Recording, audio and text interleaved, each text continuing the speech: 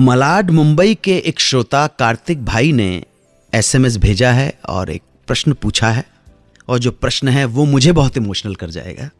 कार्तिक जी लिखते हैं, अनु जी, जैसा कि हमें पता है कि आपकी माता श्रीमती कमला शबनम कपूर एक बेहतरीन शायरा थी। मैं आपसे गुजारिश करूंगा कि अगर आप उनके बारे में कुछ बताएं, उनके लिखे चंद शेर हमें सुना दें तो बड़ी मेहरबानी होगी।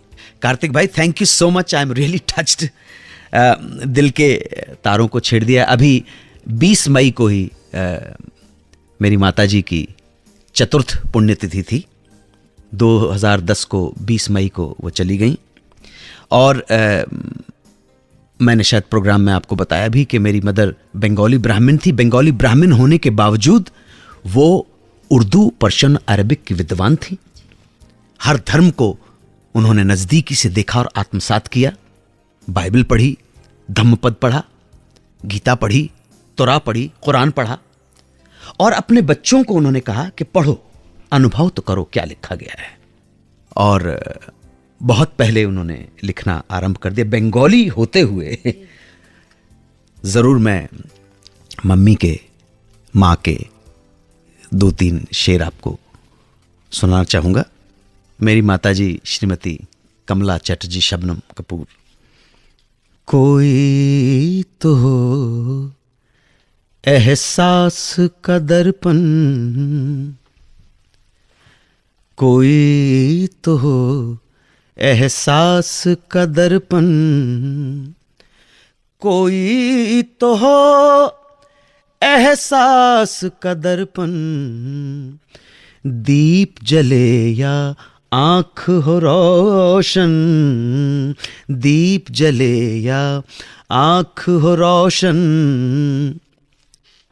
लाख कफस में चैन हो लेकिन, कफस कहते हैं जहां बंदी हैं आप, लाख कफस में चैन हो लेकिन, अपना नशे मन, अपना नशे मन, अपना नशे मन, अपना नशे मन, आपका कोई दोष नहीं है, आपका कोई दोष नहीं है, मेरी तबाही मेरे कारण, मेरी तबाही।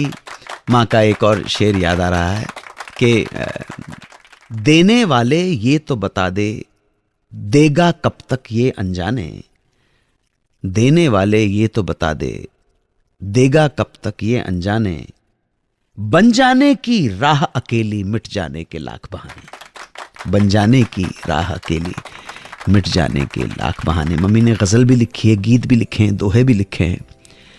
और छोटे से शहर, छोटा सा कस्बा है झालावाड़, वहाँ पे रहती थी। उर्दू की टीचर के रूप में ही रिटायर हुई वो। और मैं इतना जानता हूँ कि भयंकर गर्मी में जब 47 का टेम्परेचर था, सैकड़ों लोगों ने, हर धर्म, जाति और संप्रदाय के लोगों ने अंतिम यात्रा में मम्मी को कंधा दिया। क्या मुसलमान हो, क्या हिंदू हो, क्या ब्राह्मण हो, क्या जैन हो, क्या बुद्ध हो, हर व्यक्ति झालावाड़ का, इतने लोग प्यार करते थे उनको।